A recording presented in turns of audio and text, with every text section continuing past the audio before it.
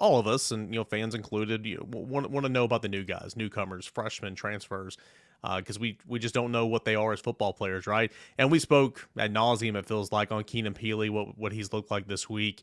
A little bit of Gabe Judy, Lawley, the BYU transfers, some Ricky Gibson, some Arian Carter, and that's all good. We'll learn more about, of course, all those guys and more this week with full pads and the scrimmage.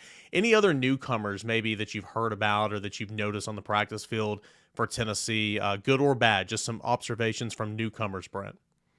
For me, it's Ethan Davis, and I forgot to mention him. Of course, we've talked about him. I don't want to sound like I was Mr. Negative. I know plant that flag, Hubbard. Plant that flag. No, I'm not planting the flag. Hey, AP, you know what this reminds me of? It reminds me of Ben and Christian Harrison from camp last year. Oh, come on, man. You're kidding me, right? I think Ethan Davis will play for sure. Next, you're gonna compare me to Paul Fortenberry and Woody Quinn from about 10 years ago. He doesn't know who either one of those people are. I know Paul. So anyway, here's what I'll say about Ethan Davis. He's further along with the shoulder, obviously, and is allowed to do more. And physically, he looks better than I anticipated. I'm going to throw this caveat out there. This is the one red flag that I have with Ethan Davis right now. When he met with the media, he made it very clear he was a big receiver, basically. Yeah. Who's a tight end. So the question, it's why I wrote it in the 3-2-1 this week, is how physical can that group of tight ends become?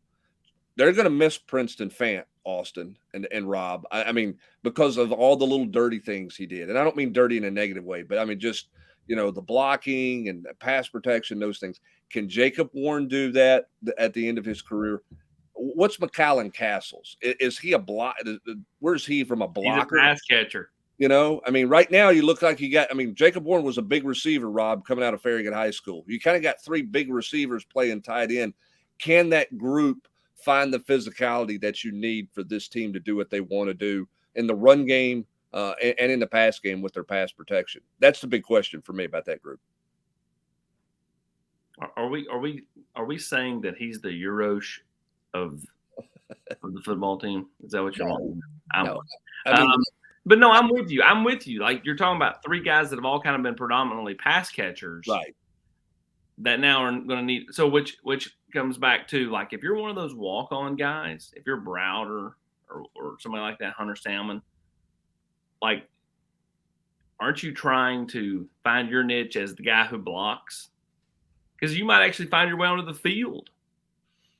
Yeah, you will. I mean, the challenge is because they go fast, they don't want to substitute a lot. Those guys have to be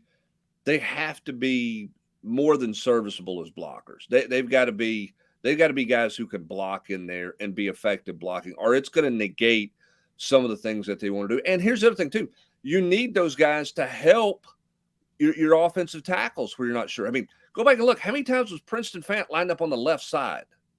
Was that because they were a left-handed football team, or was that because they needed help over there because they weren't sure where they were at left tackle? Right side didn't have to worry about anything, right? Because Darnell had it under control.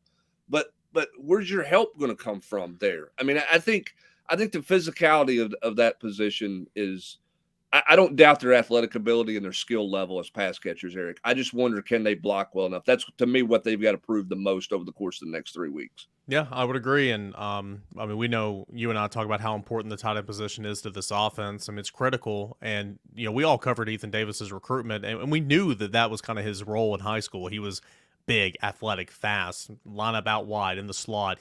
Didn't have a whole lot of in-line experience. And so I couldn't agree more. Coming off an injury as well, where he's probably not still 100%, but he's good enough to go. It's going to be a big-time question mark in terms of, can he get some physicality work inside, in line this spring? You look at some other newcomers for Tennessee. What about Omar Norman-Lott on the defensive line? Kind of going 100 miles an hour. That's a rotational position and everything. Feel like he might have got baptized into learning how to play for Rodney Garner this past week, just like all the other newcomers on the defensive line do. But he's a guy that'll help Tennessee at some point. Yeah, I mean, he's going to be a guy that again can plug in, play, and that's what you want him to be. Anytime you bring in a transfer, you want somebody that can come in and give you consistency, someone who's understands it, gets it. Now, again, learning to play for Rodney Garner is different than getting recruited by Rodney Garner. Oh yeah, G is very honest with the recruits, probably to a fault at times. But Big Papa Bear comes out on the practice field. And so, just kind of understanding what you're going to get day in, day out on the practice field from G. To me, there's a learning curve there. And so, I think Omar Norman Lott will be fine. I think ultimately he's a guy that, you just want to settle down, settle in, and kind of find his niche on the defensive line. All Yeah, right, so we go ahead, Brad. Big Papa Bear. I don't know that Rodney is Big Papa Bear. He may be angry Papa Bear on the practice field. What was all said? I thought it was an interesting thing that he noted that Matthew Butler had an assist in the recruitment of Lott, because Lott's trainer, guy who helped him train, used to be with the Raiders and knew Matthew Butler. So when Lott was trying to learn more about Rodney Garner, he had his trainer contact Matt Butler and talk about what Rodney Garner did for him. And that was a bit of a tie that they had, even though Rodney Garner talked to Lott a year ago when he went in the portal and then ultimately decided to stay at Arizona State.